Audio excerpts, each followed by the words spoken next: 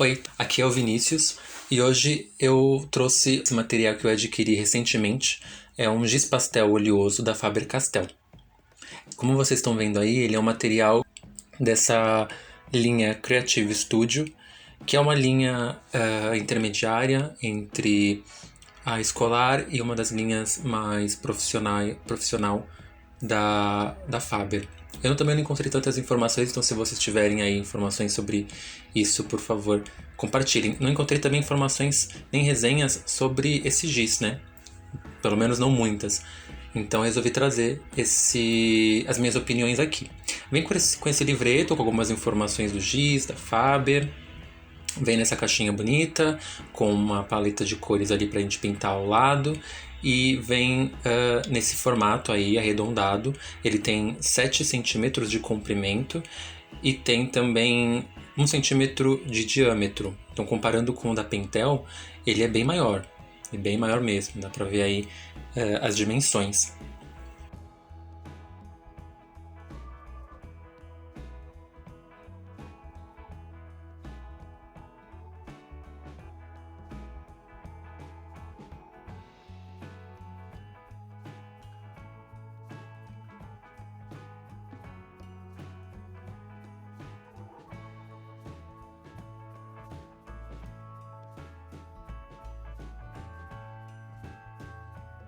Bom, agora eu vou fazer alguns testes com esse giz. Primeiro eu vou apresentar aí como as cores ficam no papel.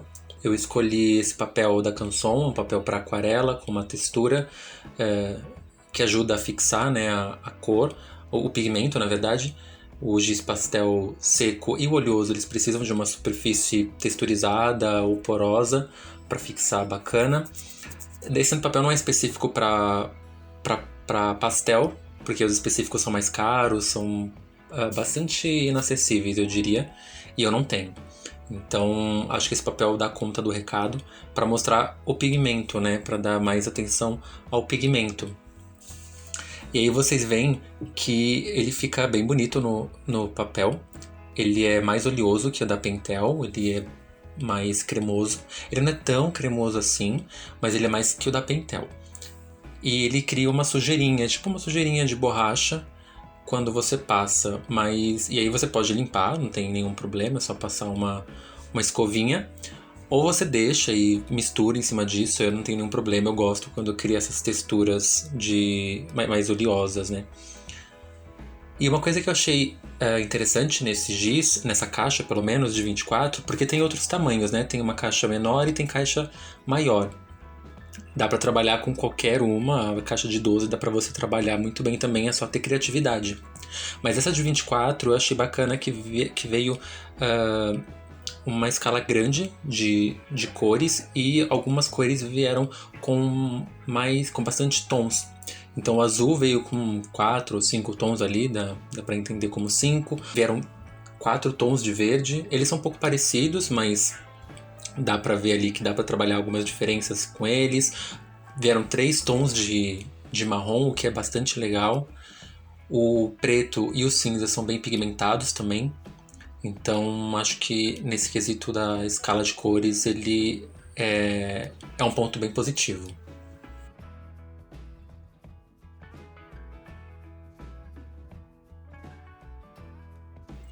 Aí eu pensei também em testar em outros papéis, né, para ver como é que funciona, porque eu costumo usar outros papéis, eu costumo usar papel craft. Então eu testei aí primeiro com o craft, o segundo é o Umitentes. Ele é o Umitentes da Canson, caramelo, tem outras cores, mas eu peguei o caramelo e ele é um papel livre de ácido, ele é bem melhor do que o craft à esquerda. Tem o papel preto aí também, que é um papel simples, como o craft, que você encontra em qualquer papelaria. E o papel da Canson para aquarela, que é, assim como o Umitentes, um papel de melhor qualidade. Todos eles têm gramatura acima de 100, eu não vou lembrar quanto, mas acima de 100 gramas. E eu acho que as cores mais claras, como o amarelo, o rosa, eles funcionam melhor em papéis mais claros. No branco ali o amarelo fica bem bonito. Ele, por ter essa textura e a luz tá batendo ali, talvez fique mais claro do que é na realidade, mas o rosa e o amarelo ficaram bem bonitos no papel branco. Já o verde, o vermelho e o marrom, eles ficaram mais bonitos no papel craft numitentes, talvez porque eles são mais pigmentados mesmo, né? Então a cor do papel não influenciou tanto assim, teve uma cobertura melhor.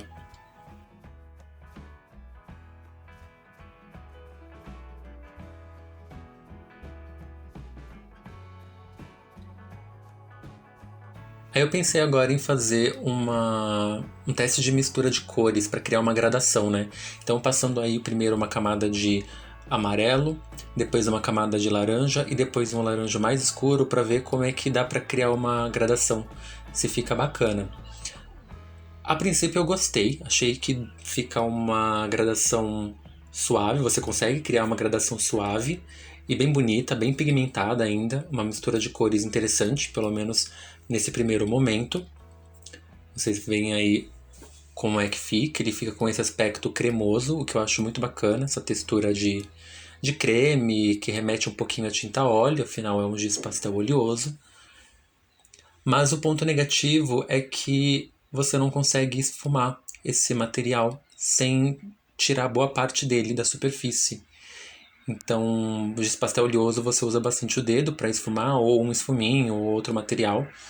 Então, é um pouco ruim, é negativo que o giz ele saia do papel quando você tenta usar o dedo ou outra ferramenta. Testei no papel da Canson, que é mais texturizado, para ver se isso acontece também. Acontece com menos intensidade, mas acontece também. Então, se por um lado a gradação é muito bonita, é muito suave, por outro lado não dá para criar muitas camadas e não dá para fazer uma mistura muito grande, muito complexa de cores.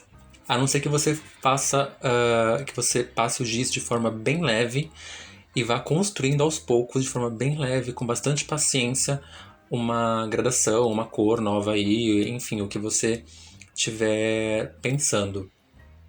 Mas se você for fazer algo mais simples, como essa gradação que eu estou mostrando aí, fica perfeito. O giz ele atende aos requisitos. Aí mostrando como que o giz também sai na mão, né? Então, talvez tomar cuidado, né? Eu não passei muito forte o dedo, então, para vocês verem que além ele pode ser bastante cremoso, e talvez por ser muito cremoso mesmo, ele saia com mais facilidade. Eu testei com o azul também, para mostrar aí como fica. O legal é que depois que ele seca, você pode colocar mais camadas. Só que quando você coloca uma camada nova em cima de uma seca, ela não vai se misturar. A não ser que você force bastante o giz e aí você vai acabar retirando a camada de baixo. Mas você pode criar camadas. Eu fiz um desenho, no final eu mostro o desenho que eu fiz criando camadas, esperando secar de um dia para o outro para construir e poder fazer uma coisa um pouco mais complexa, um trabalho um pouco mais complexo. Eu tentei fazer também aí a criação de cor, né, com a mistura do amarelo com o azul, criando o verde. Funciona super bem, fica super bonito, é um verde bem bonito mesmo. O vermelho com o azul para ver se cria o roxo, porque roxo é uma cor que a que veio aqui no material não é tão bacana assim, ele só vem um tom de roxo, então talvez dê para criar tons mais escuros ou até tons mais claros. Com o amarelo e o vermelho deu para criar um laranja, mas aí por serem cores mais difíceis de misturar, porque o laranja é muito forte e o amarelo é uma cor bem mais clara, precisei fazer mais força e aí o giz foi sendo retirado do papel. Então talvez uma dica seja colocar o amarelo por cima do vermelho para garantir uma cor bacana de laranja. E aí, em cima do azul que já estava seco, eu passei uma camada de preto e com o estilete eu fui retirando partes do preto para verificar se dava para visualizar embaixo o azul e se dá para fazer um efeito bonito, né? Tem gente que faz esses arranhões e fica bem bonito também. Aí eu tentei usar o branco em cima de uma cor para ver como ele funciona, se ele clareia, se ele deixa opaco. Dá pra ver que, bom, o branco ele vai misturar as cores, obviamente. Acho que cores mais claras elas costumam servir também como um blender, elas vão misturar. Mas aí o branco especificamente ele vai deixar bem opaca as cores, a pintura vai ficar bem opaca. Eu costumo usar o branco mais pra pintar partes brancas do desenho mesmo do que pra misturar com outras cores.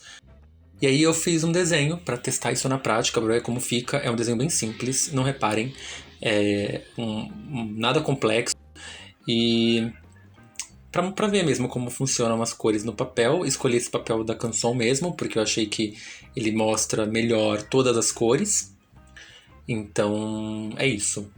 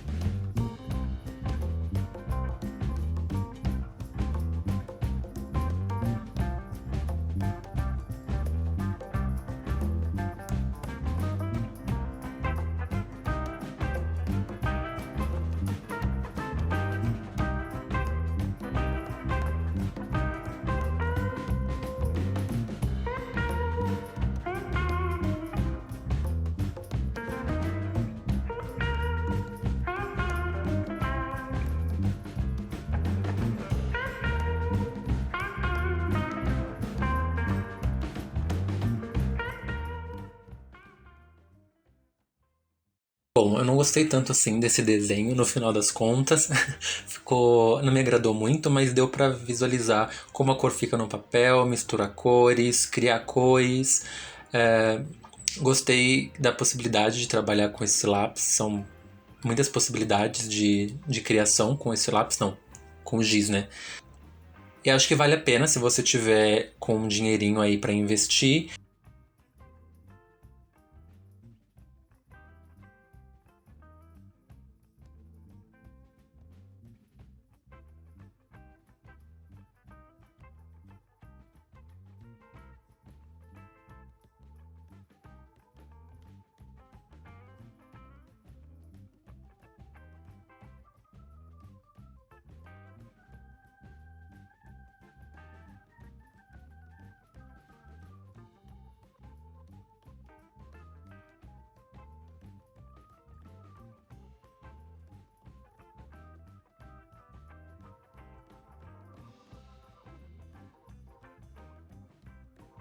Agora eu vou deixar aí passando pra vocês esse teste aí que eu fiz com desenho construindo camadas para vocês verem como que dá também outras possibilidades. Então é aquilo, é ver se o material se adequa a, aos seus objetivos, à sua forma de trabalhar, né? Você pode ter uma forma de trabalhar com um giz diferente de outra pessoa, então aquele material, por mais que alguém considere não tão bacana, para você pode ser o melhor. Então acho que vale a pena testar. Sempre vale a pena testar se você tiver condição e oportunidade. É isso. Obrigado por assistirem. Qualquer comentário ou feedback, por favor, deixem nos comentários.